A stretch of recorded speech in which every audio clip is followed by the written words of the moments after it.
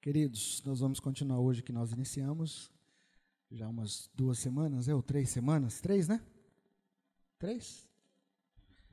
Renata e Marisa, é um prazer ter vocês aqui. Eu queria que você abrisse comigo aí o Salmo 83. Vamos começar lendo o Salmo 83, como nós começamos a semana passada. Obrigado pela água, irmão. Nós temos falado já há 3 semanas sobre os inimigos da nossa fé. Amém? Todo mundo, quantos de vocês estão desde o início aqui? Desde o início da primeira? Amém.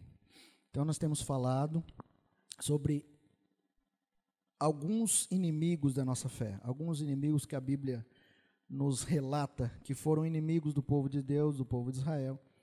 E hoje também continuam na sua atividade de tentar roubar a nossa fé. Então vamos lá. Salmos 83, eu queria que alguém lesse do verso 1 ao verso 5, por favor. Alguém pode ler?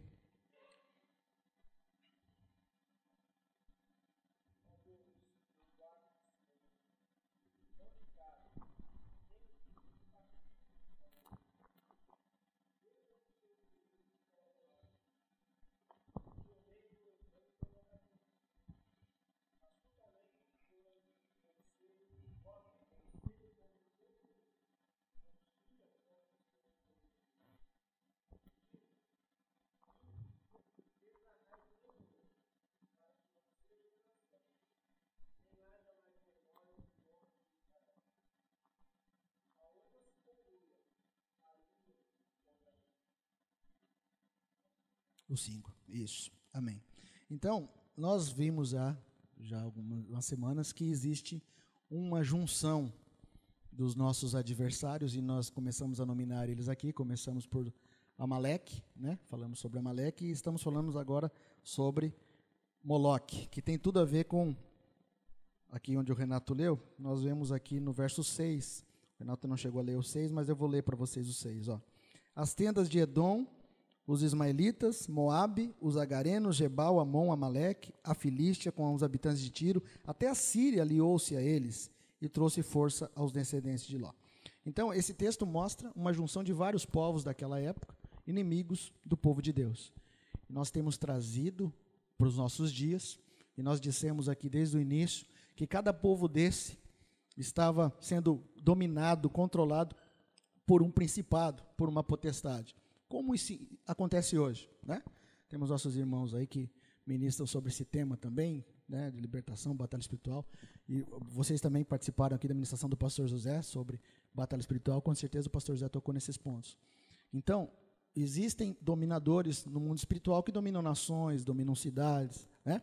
E aqui nós vemos, no Salmo 83, o salmista dizendo que havia uma união de vários povos contra o povo de Deus, tentando destruir, roubar o povo de Deus. Roubar o quê? Desde o início nós temos falado aqui que o diabo não se preocupa em primeiro lugar em roubar a sua conta bancária, nem o seu carro do ano, nem qualquer coisa, o bem material que você tem. A primeira coisa que ele quer roubar de você é a sua fé, porque sem fé é impossível, e os que se aproximam de Deus precisam ter fé, certo? Ou seja, sem fé é impossível agradar, é impossível se aproximar dele. Então, a fé é um elemento importantíssimo na nossa vida com o Senhor. Então, nós vemos nesse texto, Salmo 83, que existe uma junção. Nós citamos aqui, que nós falamos já sobre Amaleque, como diz o verso 7 do Salmo 83, que Amaleque também estava junto. Amaleque era um povo nômade naquela época que atacou o povo de Deus por trás. Logo depois que eles saíram do cativeiro do Egito, eles foram o primeiro povo que atacou o povo de Deus foram os amalequitas. Nós já vimos aqui algumas características deles, vimos algumas estratégias deles e vimos também como vencê-los, né? Lembram que Josué e Moisés subiram lá no alto da montanha e Josué foi lá e guerreou. Aí nós falamos da analogia de tudo isso, daquilo que traz para o nosso entendimento hoje para vencermos os amalequitas, certo? Só um adendo, os amalequitas são aqueles que atacam em 3, só para nós relembrarmos, tá, irmão?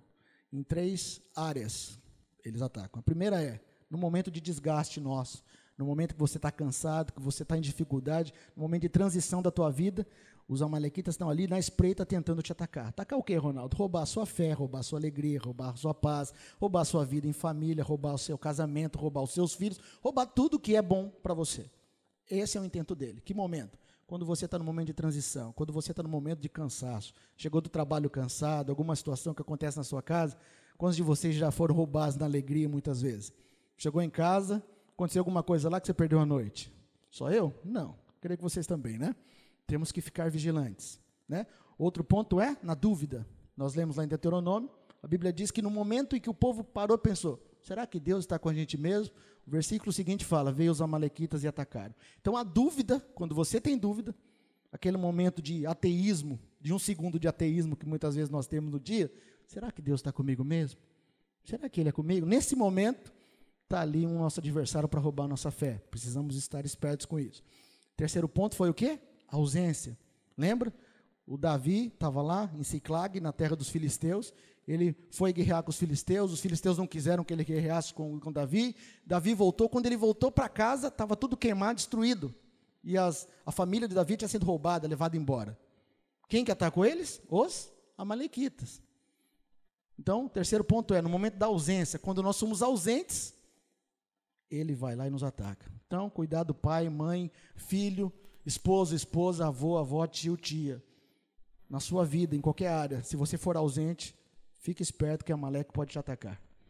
Como nós destruímos ele? Nós vimos ali, pela palavra, no alto monte, levar a palavra em alto grau, como Moisés subiu e levantou. E Moisés é um símbolo de Jesus, e Jesus é a palavra, né? A autoridade, ele levou o bordão de Deus em suas mãos. Josué é um símbolo do Espírito Santo, que desceu lá no vale. O vale fala do nosso dia a dia, e Josué desceu lá e derrotou os amalequitas. Ao fio da espada. A espada fala do quê? Palavra de Deus, certo? Começamos a falar de Moloque semana passada. Está tudo isso lá no site, tá, irmãos? O Ricardo já colocou lá. Mas semana passada começamos a falar de Moloque. Vocês quem é Moloque? Moloque era um deus dos Moabitas. Quem eram os Moabitas? Moabita foi um povo que você pode olhar o Velho Testamento inteiro, eles guerrearam contra o povo de Israel. Todo o tempo eles estavam contra. Mas qual a origem desse povo? Esse povo foi originado de uma relação de incesto entre Ló e a sua filha mais nova. Certo? Estão lembrados? Da filha mais velha nasceu Amon, ou melhor, Moab. Confundi. Da filha mais velha nasceu Amon, e da mais nova nasceu Moab, que são os moabitas que nós estamos estudando. Então, os moabitas já nasceram numa relação incestuosa, e eles sempre foram contra o povo de Deus. Eles tinham um deus principal, que era Moloque. Quem que era Moloque? Moloque era um deus que eles prestavam um culto, e esse Deus recebia crianças, sacrifícios de crianças, né? Semana passada nós falamos disso. Se você buscar lá na sua internet, você até vai achar alguma coisa, porque já foram encontradas estátuas daquela época, e eram estátuas de quase 3 andares, né, de altura, e eles, bem parecido com a foto do Buda, que nós temos hoje por aí. E era uma estátua gigante, tinha as mãos assim, esticadas à frente, era feita de metal ou de algum material que pudesse ser aquecido. Na sua cabeça tinha um grande buraco, e eles jogavam lenha e fogo lá dentro. Então, como eram oferecidas essas crianças? Ou eram oferecidas na palma das mãos dessa estátua, né, pegando fogo, elas fritavam essas crianças, quebravam as suas mãos, os seus membros inferiores e superiores, e colocavam essa criança lá assim, ou jogavam ela direto dentro desse buraco da cabeça para ser queimado. Isso era de grande honra para o povo moabita, porque eles diziam que aquilo era a maior honra, porque eles ofereciam geralmente o filho mais novo para esse Deus, que na verdade eram demônios, né? E aí, nós falamos aqui, semana passada, a origem da palavra Moleque vem justamente dessa ideia de Moloque. Quem eram os Moleques? Eram as crianças que eram oferecidas a Moloque. Então, por isso eu disse aos irmãos aqui, não é muito bom ficar usando esse tipo de palavra, né? Porque quando falamos Moleque, estamos falando aquele que é oferecido ao Deus Moloque. O Deus Moloque não existe mais dessa maneira, nós não vemos essa estátua no meio da rua aí, mas ele ainda existe porque os demônios não morreram, né, irmãos? Alguém já foi em algum velório de demônio por aí? Não, né? Eles não morrem. Então, eles estão aí operando de várias maneiras. Falamos aqui semana passada também que eu e você temos que tomar cuidado, porque às vezes nós não levamos nossos filhos lá nesse tipo de oferenda, mas muitas vezes pais hoje oferecem os seus filhos a Moloque. Como? Quando deixam eles fazerem e viverem da forma que querem. Não ensinam, não disciplinam, não conduzem eles à verdade, estão entregando a quem? A Moloque. Até aqui, beleza? Certo? Então vamos lá, vamos retomar. Desculpa estar falando um pouco rápido, é para a gente só pregar o fio da meada novamente aí. Semana passada nós começamos a falar sobre as características deste adversário da nossa fé. Né? Nós lemos aqui vários textos, tem lá no site, se você que tiver interesse. Mas nós vemos aqui, começamos a ver semana passada, as estratégias de Moloque, né? As estratégias dos amonitas. Eu disse a vocês que eles, esse Deus, essa entidade maligna que os amonitas adoravam, certo? Queridos, eu estou confundindo, amonitas são amonitas mesmo. Moab é uma outra situação que nós vamos estudar para frente, os amonitas, Amon. Essa, é amonitas mesmo, né? Amém. Vocês estão espertos. Essa entidade que os amonitas adoravam, eles lidavam com crianças, né? E nós dissemos aqui semana passada que nós precisamos ver a Bíblia de uma forma espiritual, porque a Bíblia não é um livro. A Bíblia que você tem nas suas mãos, você pode tocar ela materialmente, lê-la, mas ela é um livro espiritual. Por isso nós precisamos do Espírito Santo para compreendê-la, porque a Bíblia é um livro espiritual. Então quando nós falamos, e a Bíblia nos mostra que Moabe, que adorava esse deus Moloque, se alimentava dos pequeninos, nós trouxemos para a nossa verdade hoje. E podemos ver que um primeiro ataque desse Deus, esse Deus estranho, não como o nosso Deus que é único, mas dessa entidade, nos nossos dias, é atacar os pequeninos. Que pequeninos, Ronaldo? Meus filhos? Também. Depois não vamos falar disso, mas primeiro os pequeninos na fé. Pessoas que nasceram de novo. Você já percebeu que as pessoas nascem de novo e muitas vezes, dias depois, ou às vezes no dia seguinte, ou às vezes na semana seguinte, elas sofrem ataques para desistirem da fé? Já perceberam isso? A pessoa se converteu, a mulher se converteu, o marido perde o emprego no outro dia, ou daqui uma semana, mas eu aceitei Jesus, pensei que ia ficar tudo bem, a coisa piorou, sofre um acidente, ou alguma coisa acontece. O que é isso? Isso são recados dessa entidade. O que nós devemos fazer então? Precisamos proteger essas pessoas com oração. Precisamos orar direcionados sobre isso, protegendo essas vidas. Segundo ponto que vimos a semana passada, só estou recapitulando ainda, irmãos.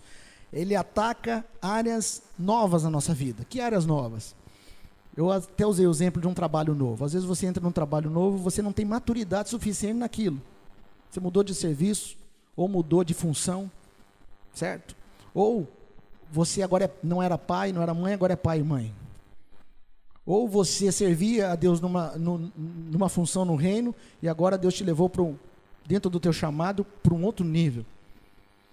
Percebe? Esses lugares de maturidade que nós passamos, o que é normal para nós, quando a gente entra em algo novo na nossa vida, nós somos imaturos naquilo. Por quê? A gente precisa crescer, aprender naquilo.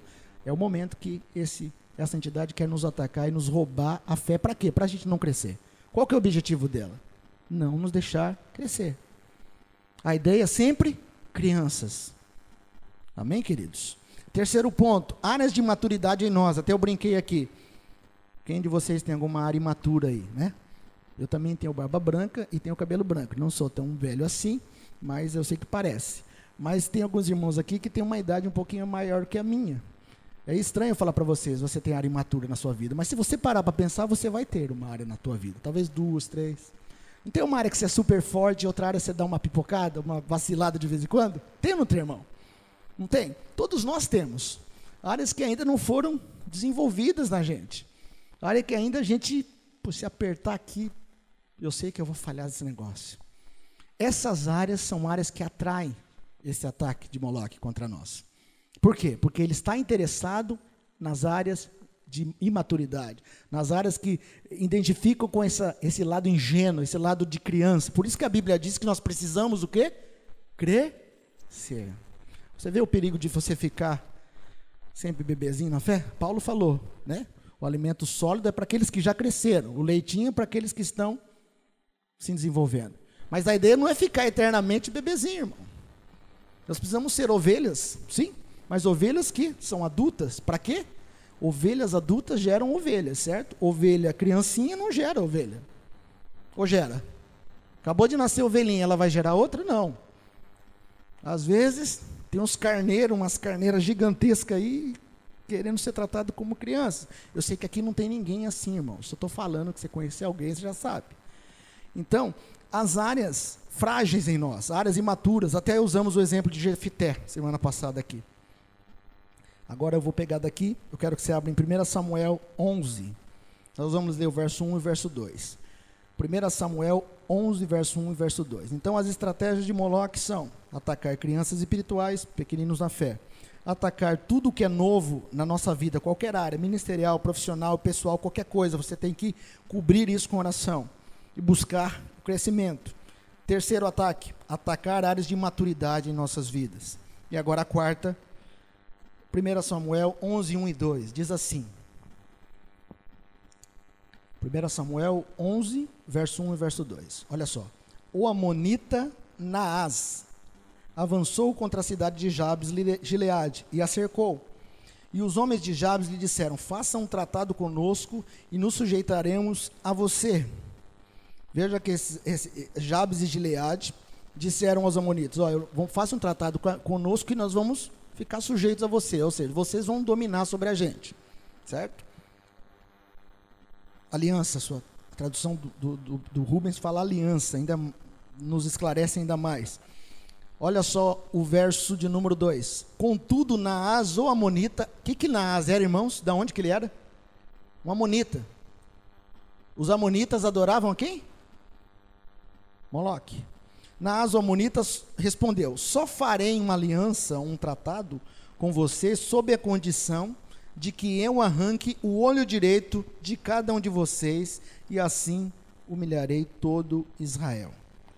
Então, queridos, a quarta estratégia dessa entidade, Moloque, contra o povo de Deus, que desejando roubar a nossa fé, é nos arrancar o olho direito. Vai comigo lá para Zacarias 11, verso 17. Zacarias 11, 17. Vamos entender um pouco do olho direito aí.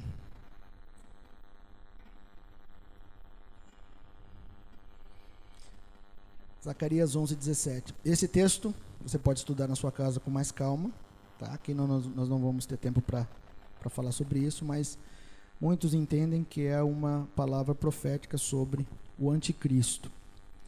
Mas vamos lá. Ai do pastor inútil que abandona o rebanho, a espada cairá sobre o seu braço e sobre o seu olho direito, e o seu braço completamente se secará, e seu olho direito completamente se escurecerá. O olho direito na Bíblia, essa aí já é a minha observação aqui, se escurecerá. O olho direito na Bíblia, irmãos, fala de autoridade e fala de visão, segundo Deus. Tudo que na Bíblia fala de destra, fala de direito, está falando de uma coisa: poder e autoridade de Deus. Jesus está?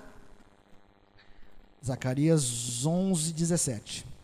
11, 17. Jesus está à destra de Deus Pai. Certo?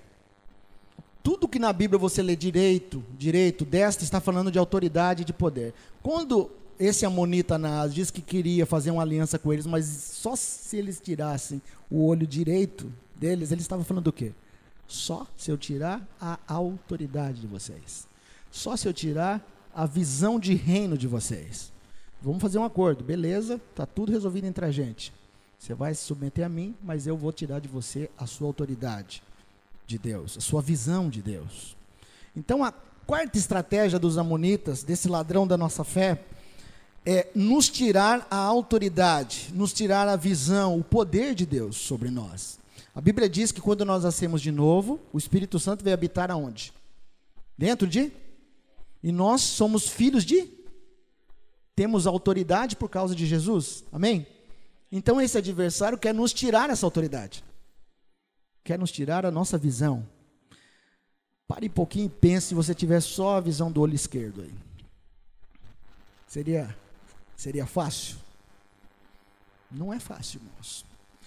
Eu não sei quantos de vocês já leram ou já viram alguma coisa assim, mas só para título de informação. Vocês já ouviram falar naquele símbolo ocultista que existe por aí em vários lugares, muito na maçonaria. o olho que tudo vê? Já viram? Tem no dólar, né? Lá em cima, na pirâmide do dólar. Você sabia que aquele olho que tudo vê é o olho esquerdo? Sabia? Você vê como que é o esquerdo. Eu estou falando porque eu estudei esses dias antes desse texto. Porque eu fiquei buscando, Espírito Santo, o que quer dizer esse de olho direito? E Deus mostrou isso e me levou a ver isso. Eu não sabia disso também. Por que esquerdo, irmãos? Porque Satanás ele quer fazer tudo ao contrário do que Deus faz. Sabe? Por que a Bíblia não fala olho esquerdo? Porque quando a Bíblia fala do direito, ela está falando do quê? Daquilo que é perfeito. Tá?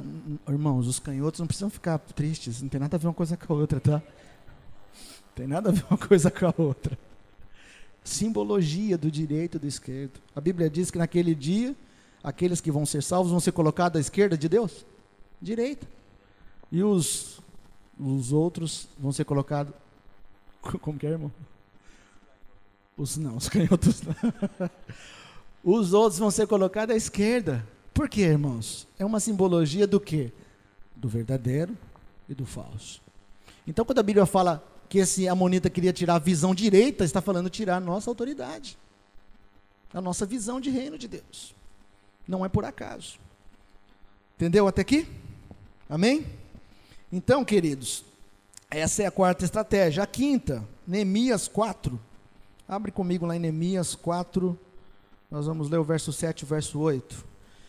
Os irmãos já estão acostumados, quando nós estamos numa reunião como essa, de estudarmos a palavra, a gente gasta muito tempo virando as páginas da Bíblia. Isso é ótimo, porque eu fico imaginando Satanás, quando ele vê você virando essas páginas, ele fica endemoniado. Pode ter certeza disso. Porque ele não gosta nem um pouco que você tenha acesso à verdade. Então ele fica endemoniado mesmo. Neemias 4, verso 7 e verso 8. Diz assim: E sucedeu que, ouvindo Sambalate, Tobias e os árabes e os amonitas, olha eles aí de novo, e os asdoditas, Neemias 4, verso 7 e verso 8. Vou ler novamente. E sucedeu que, ouvindo Sambalate, só gente boa, irmãos, ó, Sambalate, Tobias, os árabes, os amonitas, os adoditas, e tanto ia crescendo a reparação dos muros de Jerusalém, que já as roturas se começavam a tapar. O que eles ficaram, irmãos? Iraram-se, ficaram furiosos sobremodo, e ligaram entre si, fizeram de novo uma aliança entre eles. Para quê, irmãos? Para virem guerrear contra quem é Jerusalém espiritual hoje? A igreja, somos nós. E para desviarem o seu intento. Olha só a quarta estratégia: impedir a construção e o crescimento da obra de Deus em nós, nos desviar do propósito. Você já se sentiu em algum momento da sua vida assim? Parece que está alguém querendo tirar você do lugar certo, querendo levar você para fora do prumo de Deus, do propósito de Deus, do plano de Deus.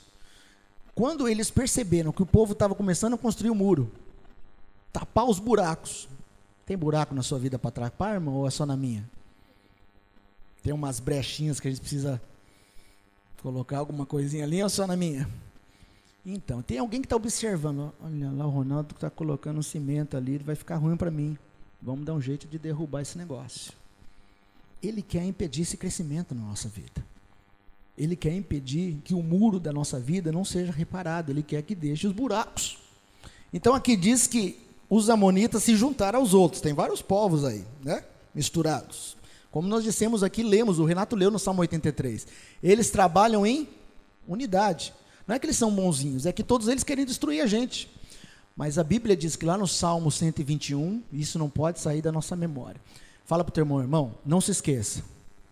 O Salmo 121, verso 8, diz que não dormita o guarda da sua vida, o guarda de Israel. Se eles se juntam para nos destruir, não dormita o guarda de Israel. Deus não dormita, só que nós precisamos estar na posição certa. Né? É muito fácil a gente falar, Deus não dorme, Deus está protegendo de mim, mas tudo bem, irmão, onde você está? A Bíblia diz que aquele que habita não é em qualquer lugar? A sombra do Senhor não alcança qualquer lugar? Tem que estar no esconderijo a sombra do Onipotente, descansará. E quem não habita no esconderijo do Altíssimo, descansará na sombra do Onipotente? Não. Então, queridos, o Senhor está conosco, Ele é o nosso protetor, nosso guardador, mas nós precisamos estar nele. Amém? Então, chega de falarmos das estratégias dele, né? Agora nós vamos falar como a Bíblia nos mostra que nós podemos vencê-lo. Amém. 1 Coríntios 3. Abre em 1 Coríntios 3. Foi bem espontâneo essa. 1 Coríntios 3, verso 6, verso 7. É isso aí. Eu também gosto mais dessa parte aqui. É importante sabermos as estratégias dele, porque a Bíblia diz que o diabo é ardiloso, né? Paulo falou sobre os ardis do diabo. Nós não podemos tapar os nossos olhos também para isso, irmãos. Pensa uma coisa comigo, antes de nós lermos ali. Às vezes a gente pensa assim, para que ficar falando esse tipo de coisa? Jesus já venceu tudo na cruz. É verdade, com certeza. Isso é pura verdade. Mas a Bíblia diz que o povo de Deus perece por faltar conhecimento. Outra coisa, irmãos, nós não podemos subestimar o nosso adversário. Você já parou para pensar uma coisa? A Bíblia diz que Satanás arrastou quanto do céu dos anjos lá? 1/3. Pensa comigo uma coisa, eles estavam diante de Deus, conheciam a Deus, né? Ali, não é igual a gente pela fé hoje só, com as experiências que nós podemos ter aqui, mas eles estavam ali, tete a tete. E esse ser, me perdoa a expressão, mas é o que ele é, desgraçado, porque ele é sem a graça de Deus, conseguiu arrastar 1/3 deles. Então, quem somos nós, sem o conhecimento de Deus e o Espírito Santo em nós, para falarmos, estou tranquilo, estou sossegado. Se 1/3 dos anjos foram enganados por ele. Entendeu? Entenderam? Então, vamos lá, 1 Coríntios 3, 6 e 7. Quem achou, lê para mim, por favor.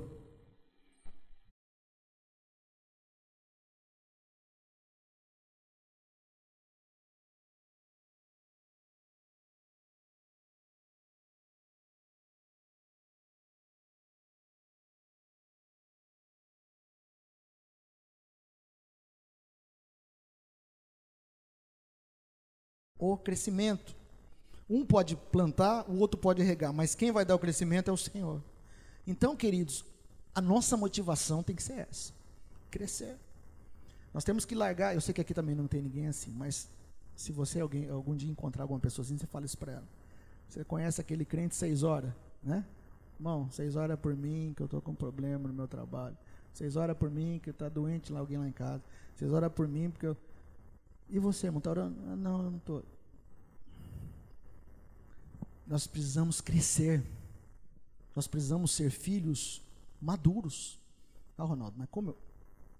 Devagar, de glória em glória, a Bíblia diz. Não é assim você já é maduro. Mas você precisa visualizar e buscar isso, querer isso.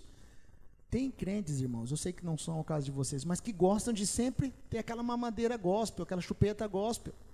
Sempre gosta de ser melindrosidade. Não quer crescer. É gospel. Não quer crescer. Sempre prefere o quê? Eu sou o pequenino, menor de todos. Nós precisamos, e confundem às vezes humildade com ausência de crescimento. Humildade, irmãos, é uma coisa. Ser bebê ou querer ser bebê é outra coisa. Humildade não tem nada a ver com isso. Humildade aqui.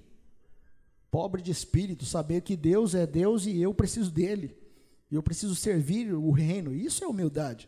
Não você se considerar, eu sou tão pequenininho, ninguém gosta de mim, eu sou o menor de todos. Calma, irmão. Fala para o teu irmão, cresce, irmão.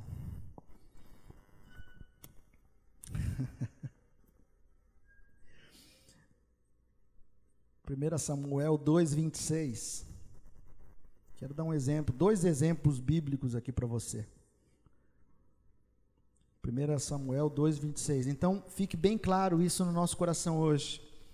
Qual que é o antídoto ou a proteção para nós nos vermos livres desse tipo de ataque? Crescimento. Chega de ser bebê. Viu, Ronaldo? Chega de ser bebê. Às vezes, irmãos, nós somos bebê em uma área da nossa vida. Eu não estou falando que você é bebê em todas as áreas, nem estou falando de mim. Às vezes tem áreas da minha vida que tchuc, né? Tem áreas na sua vida que tchuc. Vamos crescer, irmãos. Jesus e Samuel, veja só, 1 Samuel 2,26, o jovem Samuel ia crescendo. 1 Samuel 2,26. 1 Samuel, capítulo 2, verso 26.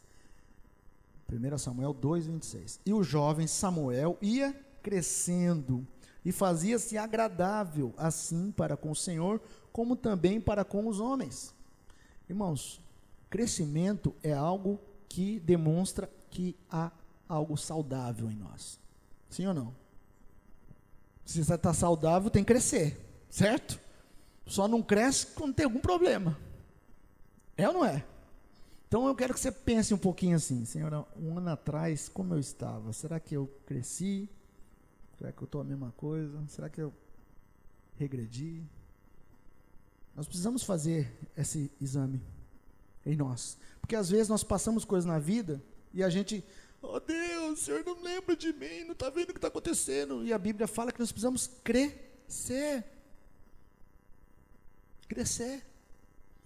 Por exemplo, os meus filhos, hoje o Rafael tem 10 anos e o Miguel tem 7.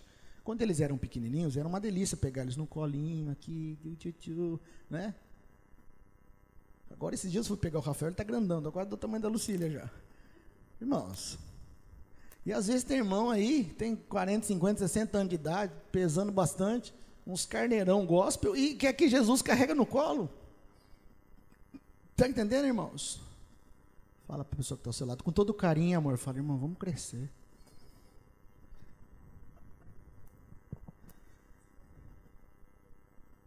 Lucas 2,40, eu ouvi. Lucas capítulo 2, verso 40. Mas é o Senhor que dá o crescimento, irmão, é isso aí. Eu preciso de crescimento também na minha vida, viu? Pode ter certeza que eu preciso. Lucas 2,40. Está falando do nosso mestre, do nosso Senhor, daquele que veio a esse mundo em carne como nós. Olha o que a Bíblia fala de Jesus. E o menino crescia e se fortalecia em espírito, cheio de sabedoria, e a graça de Deus estava sobre ele. Sabe quem que é essa pessoa aqui? Jesus. A Bíblia fala que ele crescia. Vocês lembram? Tanto com Moisés como Jesus aconteceu uma coisa quando eles tinham ali por volta dos 2 anos de idade. Vocês lembram o que aconteceu? Mandaram matar todos as crianças abaixo dessa idade. A Bíblia não fala, irmãos, mas eu creio, eu creio, que essa atitude, é claro que Satanás, como chefão do mal aí, estava encabeçando isso, mas isso foi uma oferenda a esse Deus Moloque. De 2 anos para baixo, para matar tudo. Por quê? Eles queriam matar quem? Jesus e Moisés lá atrás. Sim ou não? Agora, a Bíblia diz que Jesus e Moisés foram escondidos, né? Mas eles estavam crescendo. Nós precisamos crescer. O que você já conquistou ali atrás, muito bom, você precisa preservar isso na sua vida, mas você precisa olhar. A Bíblia diz que, Paulo escreve isso, olhando para o autor e consumador da minha fé, eu prossigo para o alvo, eu vou para frente. Conheçamos e prossigamos em conhecer.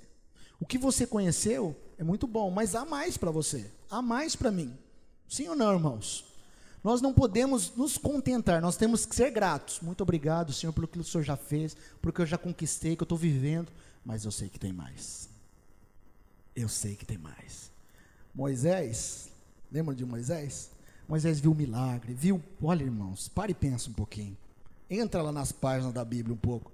Moisés vendo cair do céu codorniz, maná todo dia, vendo o mar abrir, irmãos. Pensa aí no mar. Ele viu abrir, viu a tocha de fogo à noite, durante o dia a nuvem,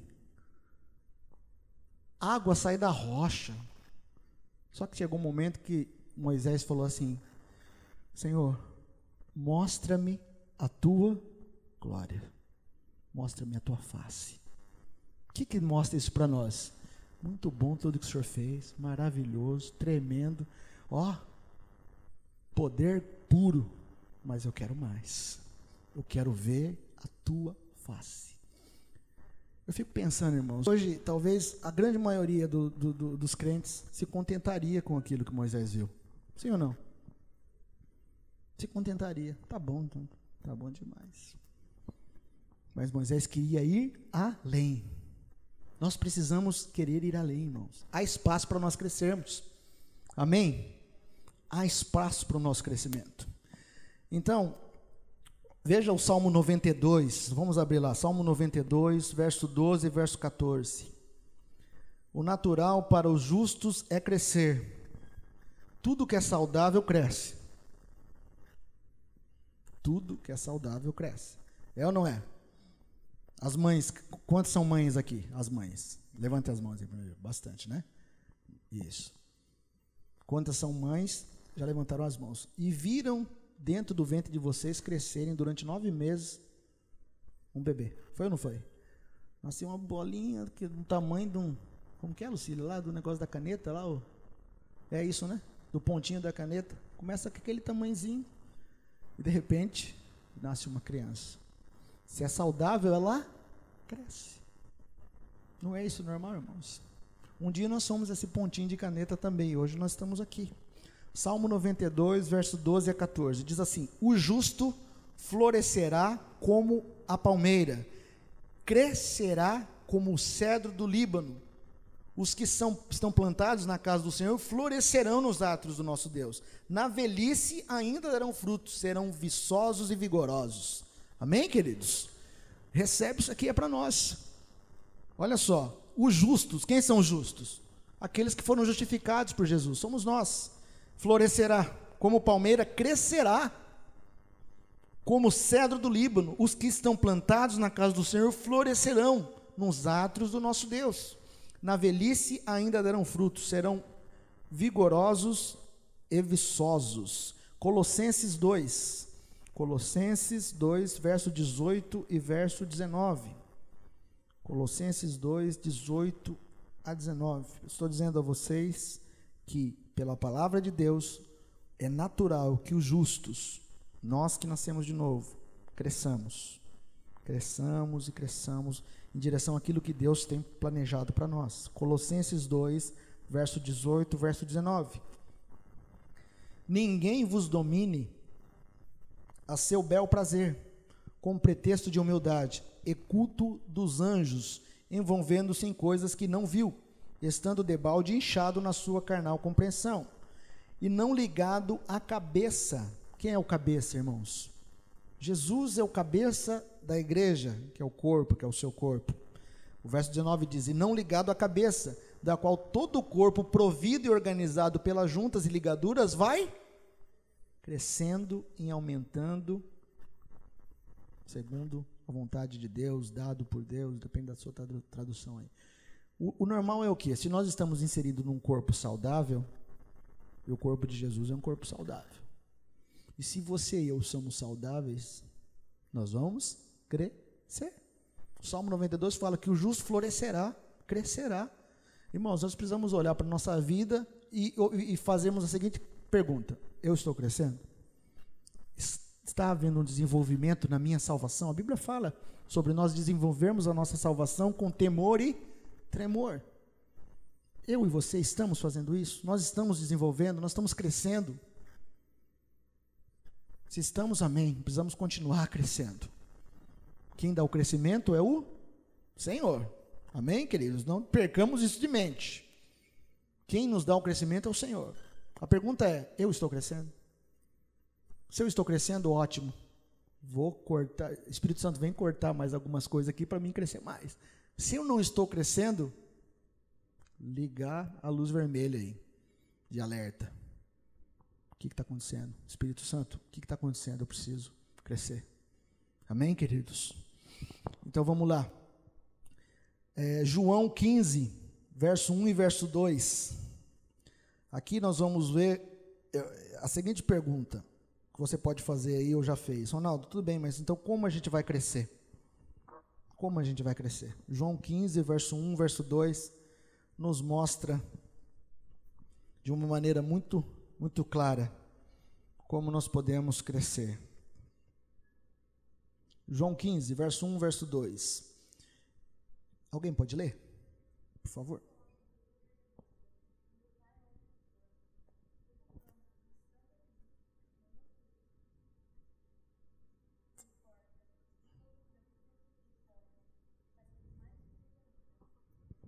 Então, queridos, precisamos estar ligados na videira. Agora tem uma coisa que me intriga nesses dois versos, que eu queria dividir com vocês. Veja só, eu sou a videira verdadeira e o meu pai é o lavrador. Toda vara que em mim não dá fruto. Nós chegamos a uma conclusão. Existem muitas pessoas que dizem estar ligadas a Jesus, que foram um dias enxertadas por ele quando nasceram de novo, na videira verdadeira, mas não estão dando. Quem são essas pessoas? São aquelas que não querem o crescimento. São aquelas que estão estagnadas e querem permanecer estagnadas. Os bebês gospel, que gostam de chupeta e mamadeira. Percebe que a Bíblia fala que todo aquele, Jesus disse isso, toda vara em mim que não dá fruto, ou seja, foi enxertada em mim, mas não está dando fruto. O que acontece? Corta. Então, irmãos, fala para o teu irmão de novo, só para ele não esquecer e dormir pensando nisso. Você precisa crescer. Toda vara que foi enxertada e não dá fruto, é cortada. Agora, a outra parte do versículo que eu creio que nós nos encaixamos aqui, né, irmãos? Amém? Amém? Pega aí, irmão. Toda vara que em mim não dá fruto, atira e limpa toda aquela que dá fruto, para que dê mais fruto. Essa que dá mais fruto, quem é? São aqueles que estão buscando o crescimento. São aqueles que sabem que não são perfeitos, sabem que têm dificuldades, sabem que erram, sabem que são limitados, mas estão buscando a fruto. Estão falando, Espírito Santo, vem sobre mim, eu quero dar fruto, eu quero crescer, eu não quero fazer mais o que eu fazia antes, eu quero melhorar, eu não consigo por mim, mas o Senhor comigo, o Senhor me leva a viver isso, então me ajuda. Esses, a Bíblia diz que o Senhor limpa, ele não corta, ele limpa para que dê mais. O que significa esse dê mais? Crescimento, irmãos. Amém? Se nós vivemos isso, esses ataques de Moloque vão ser cada vez menores na nossa vida. Porque ele vai olhar e vai falar, não dá, porque é maduro naquela área, está crescendo naquela área, não posso tocar. Está crescendo, não posso tocar.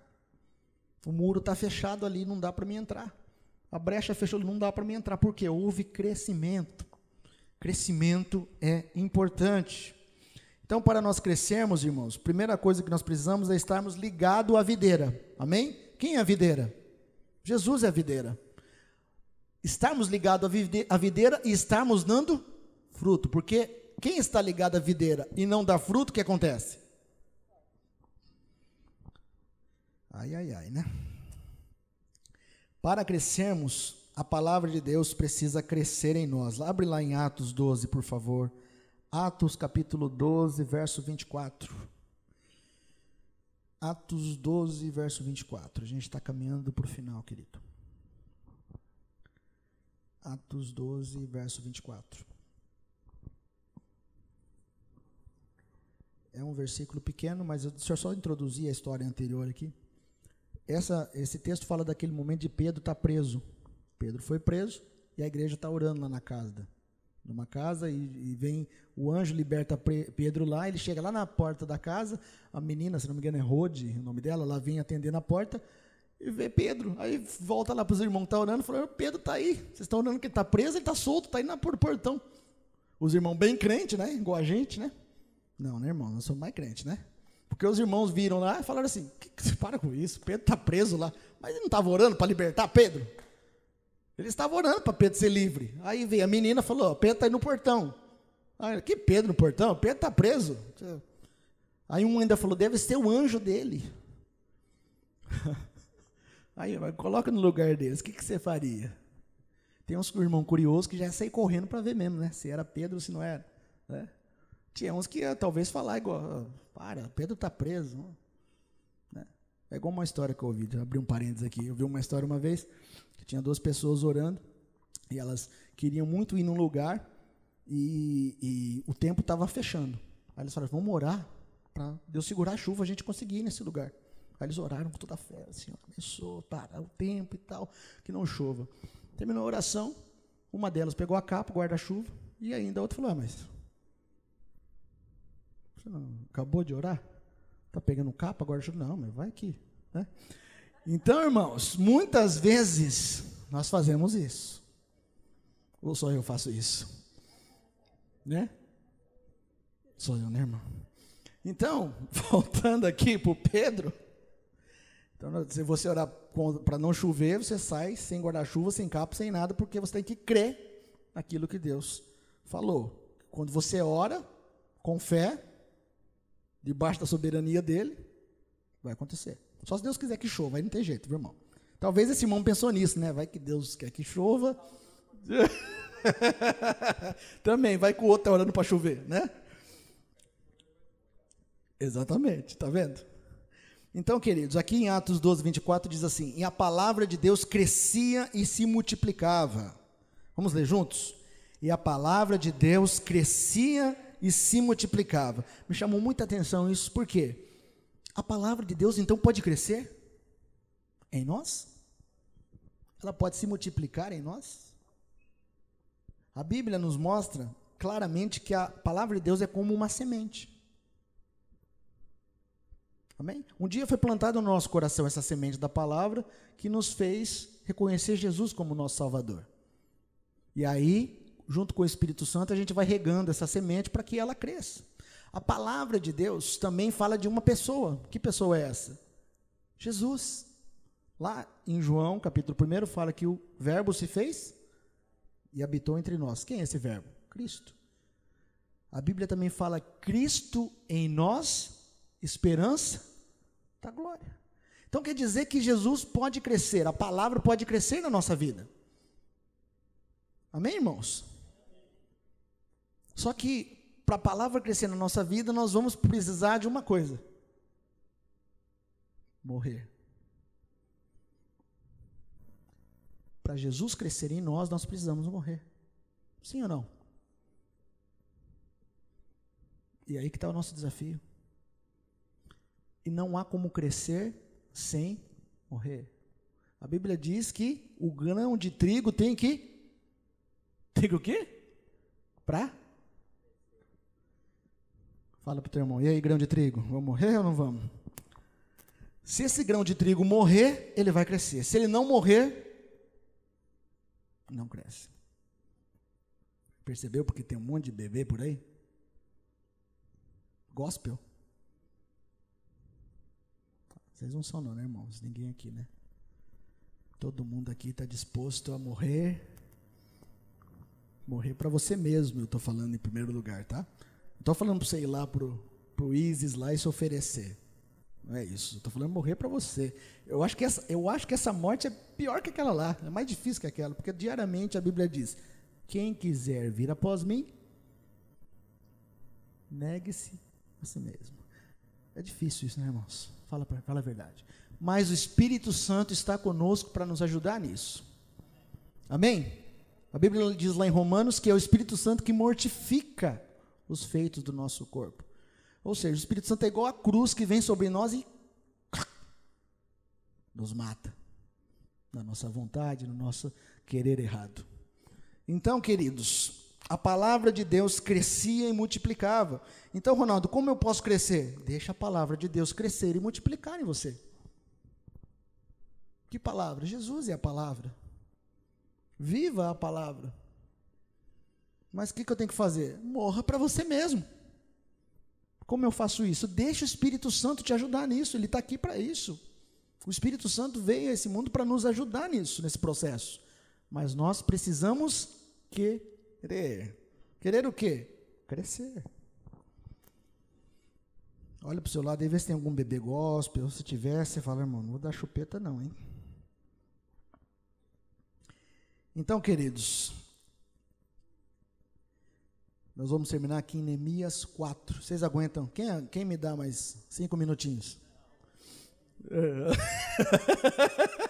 Quem me dá mais 5 minutinhos? A Fernanda deu lá atrás. 5, 10, 15. Os irmãos estão vacinados aqui já, mas eu falo que quem me dá 5, eles levantam a mão, eu conto. 5, 10, 15, 20. É brincadeira. Neemias 4. Você foi esperto agora, irmão. Neemias 4. Neemias 4, verso 9, 11, 12. Eu vou fazer o seguinte. Nós não vamos ler todo esse texto por causa do nosso tempo, mas nós iríamos ler aqui Neemias 4, verso 9, 11, 12 ao 23. Mas então fica aí para você, na sua casa, durante essa semana, meditar. Esse texto fala da história da construção. Nós lemos agora há pouco, a construção do muro de Jerusalém. A cidade tinha sido invadida, destruída, e Deus levantou Neemias e Esdras para levantar os muros, né? Enquanto eles levantaram os muros, nós lemos aqui atrás, Sambalate, os amonitas se reuniram e falaram, vamos parar esse povo parar, vamos acabar com esse negócio aí. E aqui tem algumas estratégias que eles usaram para vencer esse ataque amonita e das outras nações ali, esses principados que se uniram. Porque, irmãos, repito aqui, nós lemos semana passada um texto aqui falando sobre isso. Quando aquele povo, o povo de Deus, entrava em batalha com outro povo, os amonitas, moabitas, os filisteus, qualquer um aí da Bíblia que se opuseram ao povo de Deus. A guerra não era apenas uma guerra humana. O povo de Israel contra o povo dos moabitas, o povo de Israel contra os filisteus. A guerra que existia ali maior é uma guerra espiritual, irmãos, do principado que governava aquele povo, querendo tirar aquele povo da vontade de Deus, do plano de Deus. Entendem isso, queridos? Entendem? Havia uma guerra maior ali, não era só a guerra humana, homem contra homem, havia uma guerra no mundo espiritual ali. Então aqui, quando eles queriam destruir o muro, parar a construção, não era apenas os homens, os homens foram lá e tentaram barrar. Não era só a questão do homem, porque a Bíblia diz que o homem é mau também, não é tudo o diabo. O homem também tem uma natureza caída, mas o diabo potencializa isso. O diabo usa essa natureza para dar uma carga ali. Entendeu? Então aqui Neemias diz assim, Neemias 4, verso 9. Alguém lê para mim o 9, por favor.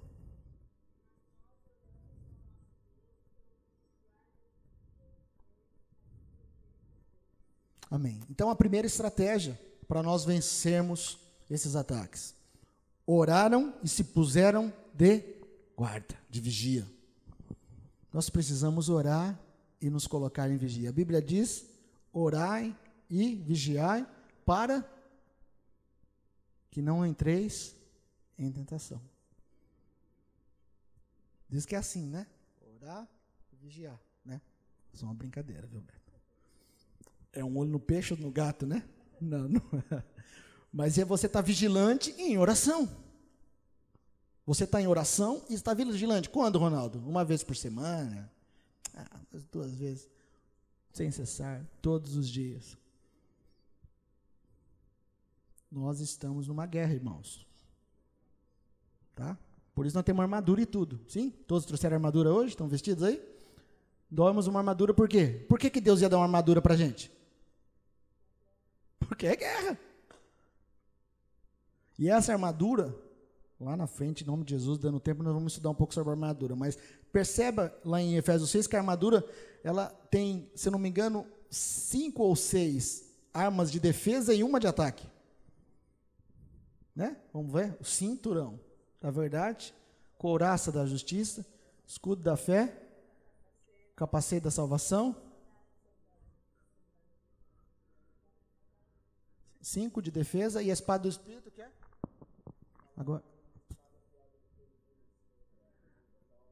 Agora, 5 de defesa, por quê?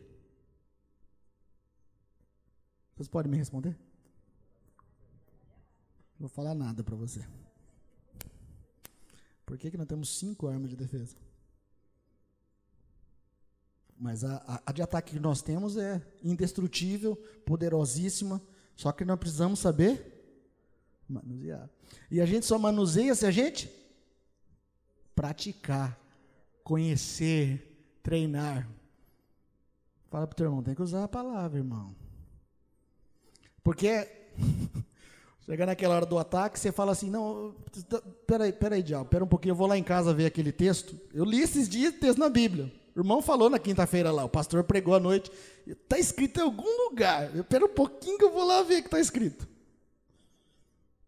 Não atira agora não vem não. Eu vou lá ver primeiro, depois a gente esquece. Verso 13, irmão. Neemias 4:13. Alguém pode ler? 13?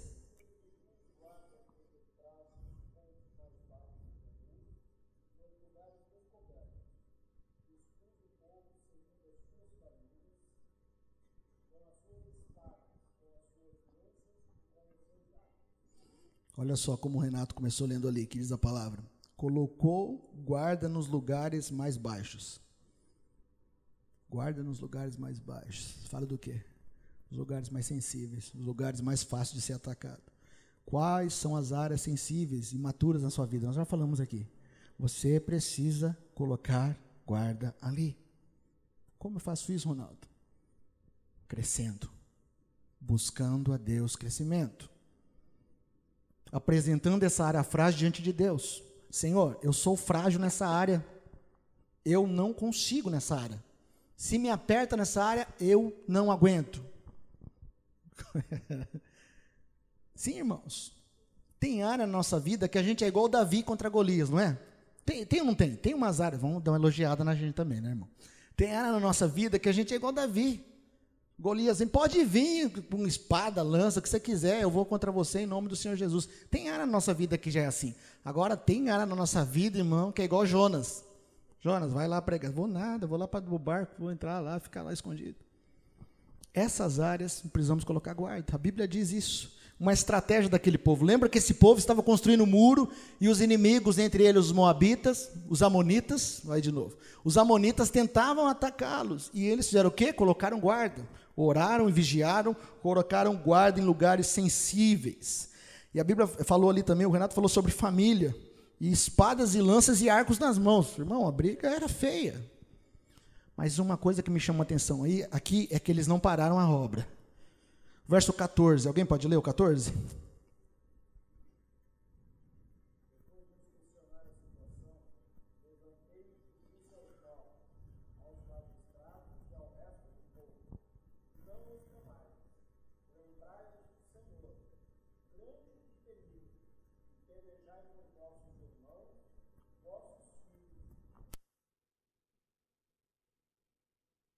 Por quem? Vossos irmãos, vossos filhos, vossas mulheres e vossas casas.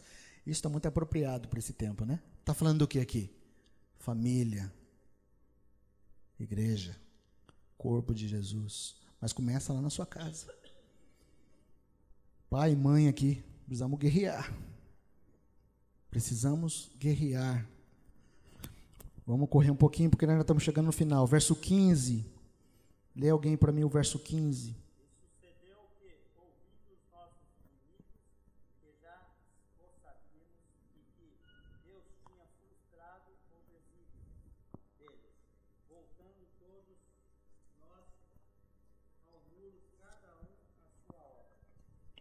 Amém. O verso 16, o 17 e o 18 também vão falar dentro dessa ideia. Que ideia?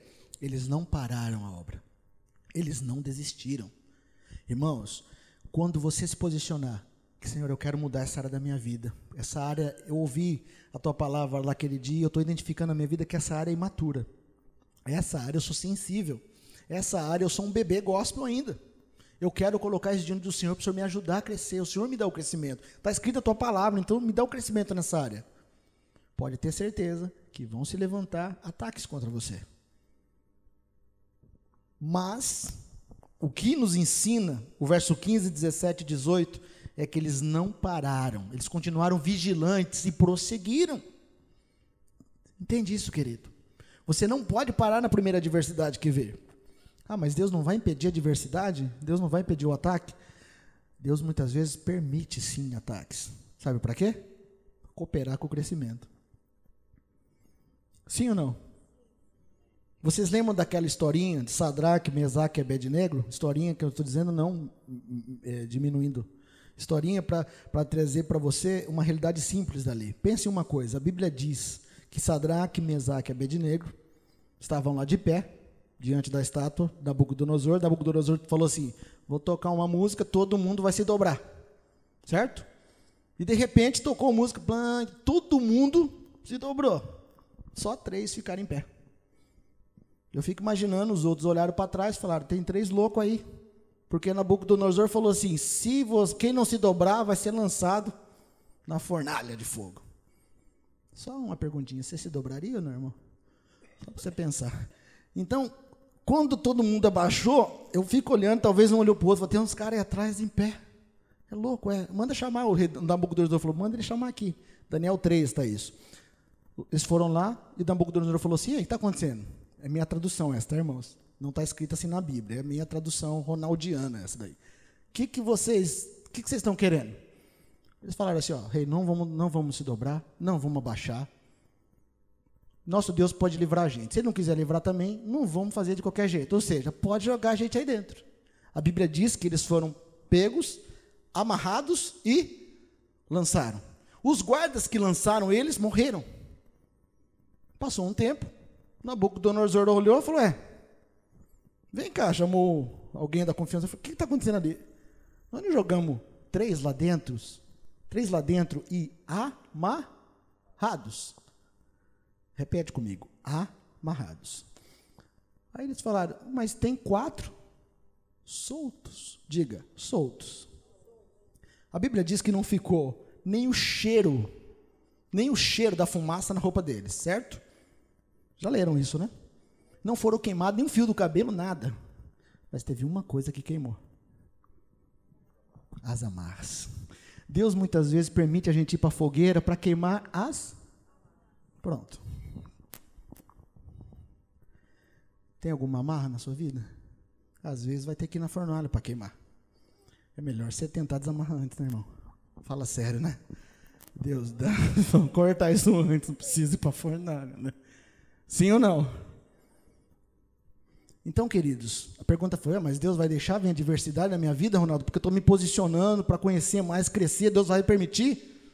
Dá uma olhada se tem amarra, irmão. Se tiver, você já conversa antes, Espírito Santo, corta aqui logo, não precisa de fornalha, nada, cova de leão, nada, para quê? Fala para o teu irmão, pegou você agora, irmão, agora eu sei que pegou você mesmo. Queridos, nós vamos parar por aqui hoje. Que pena, né, irmão? Mas o Espírito Santo vai continuar ministrando no nosso coração. Para nós fecharmos, então, vamos ficar de pé, para dar aquela impressão que a gente está terminando mesmo, de vez. Sofonias 2, verso 9. Sofonias 2, verso 9. É uma palavra de Deus, contra esse principado, contra os moabitas, contra esse povo que escarneceu de Israel, contra esse povo que lutou contra Israel, e é uma palavra contra esse principado que atuava lá na vida desse povo, que hoje tenta também nos roubar. Veja só, Sofonia 2, nós vamos ler o verso 9 até o 11, e nós vamos encerrar aqui. Sofonias 2, verso 9. Eu ouvi o escárnio de Moabe. É 9 mesmo, né, irmão? 9 ou é 8 aí? 8. Então, verso 8 ao verso 11.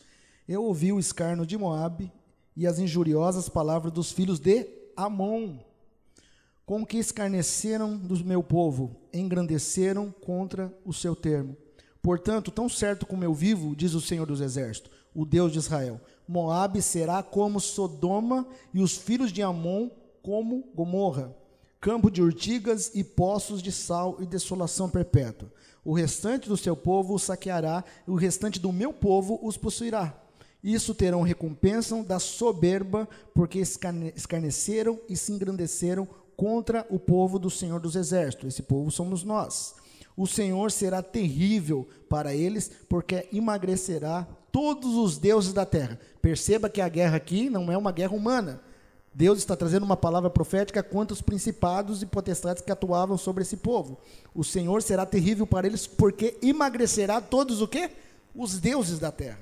Que deuses? Esses principados e potestades que se faziam de Deus para receber adoração. E todos quem? Todo aquele povo virão adorá-lo, cada um desde o seu lugar de todas as ilhas dos gentios. Então, queridos, há uma palavra de Deus sobre a nossa vida hoje, para vivermos saqueando. Eles não vão nos saquear, quem vai saquear eles somos nós, amém? Porque o Senhor já nos fez mais do que vencedores em Cristo, mas nós precisamos crescer. Já viu criança indo para a guerra?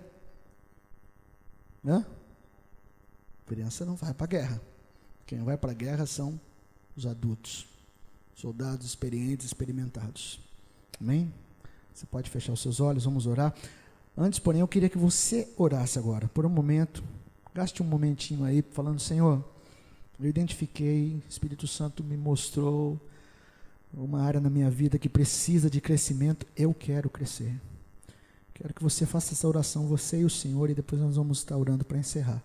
Coloca isso diante de Deus, fala: eu quero, Senhor, crescimento nessa área. Se for possível, nomine essa alma para o Senhor, fala: Pai, essa área aqui, que eu não tenho conseguido vencer, e eu preciso vencer, porque eu não quero ser mais atacado, eu não quero ser mais atacado por esse tipo de ataque, eu quero crescer, eu quero crescer.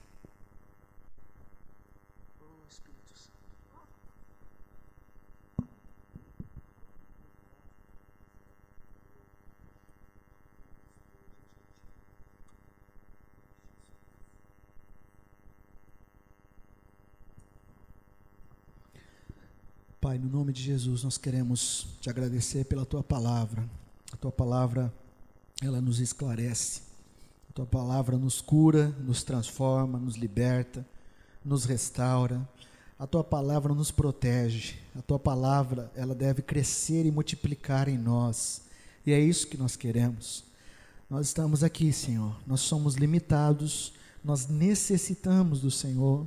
Espírito Santo, nós precisamos da Tua condução na nossa vida, precisamos da Tua companhia ao nosso lado todos os dias. Nós queremos negar a nossa própria vontade, para que nós possamos crescer, como Jesus crescia diante do Senhor, como Samuel, vimos na Tua palavra, crescia diante do Senhor, como a Tua palavra diz no Salmo 92, que o justo florescerá, que ele crescerá. Nós também queremos crescer. Espírito Santo, venha nos ajudar. Queremos que essa palavra, Senhor, seja vivificada em nós. Nós não queremos que este conhecimento gere apenas um conhecimento intelectual e mental para nós, mas nós queremos que gere verdade em nós. Queremos que essas coisas se tornem vivas dentro de nós. Pai, eu quero pedir no nome de Jesus sobre a minha vida, sobre os meus irmãos aqui, as áreas que precisamos crescer, as áreas que precisamos abandonar em maturidade, e crescemos, irmos para um lugar de maturidade no Senhor. Queremos pedir que o Senhor nos mostre, Pai, que o Senhor esteja falando conosco no decorrer desta semana, no decorrer desse tempo, até antes de nós nos reunirmos novamente, que possamos já ter expostos estas áreas diante do Senhor. Não queremos que essas áreas sejam servidas a nenhum tipo de entidade, a nenhum tipo de ataque, mas nós queremos ser crescidos diante do Senhor, queremos desenvolver a nossa salvação diante do Senhor. Nós nos expomos, Senhor, na Tua palavra. Espírito Santo, estamos expondo a Ti, para que o Senhor venha falar conosco, conduzir a nossa vida, em nome de Jesus, e para a glória do Senhor.